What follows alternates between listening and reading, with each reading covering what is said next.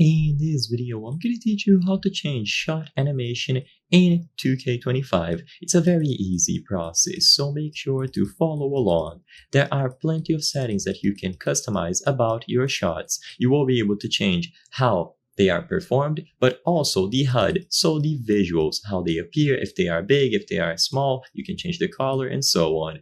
To do this from the home screen of the game, go into Features. So instead of going to My Career or any other option, choose Features.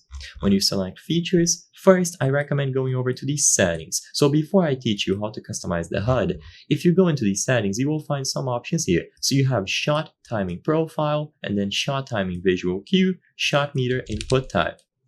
These options are relevant because they will affect how you actually perform these shots. I'm not going to go super in detail about these, but you will be able to browse through them according to your preferences. So for example, shot timing visual cue, set your preferred animation cue to release the shot.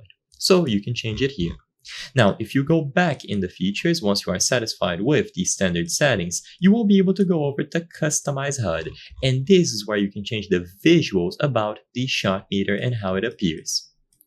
So, you have plenty of options. Once again, for a video of this nature, I cannot cover all of them, but you will have the perfect release animation and sound effect, the player indicator, shot meter shots, turbo or fatigue meter, injury or fatigue icon, takeover icon, shot feedback, and ball handler tags.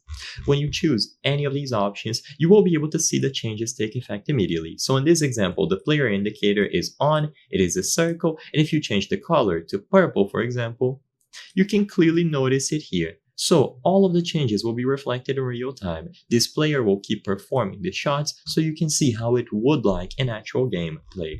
One of the most important ones, of course, and relevant for this video is going to be the shot meter shots menu. So you choose this option at the top right, and you will be able to change them here. Make sure that it is enabled for shots, layups, free throws, and then change the graphics. So in this example, it is an arrow that is set to large, so it is very big and noticeable, and it is set to green, but you can choose any options that you prefer. So I hope I was able to help you.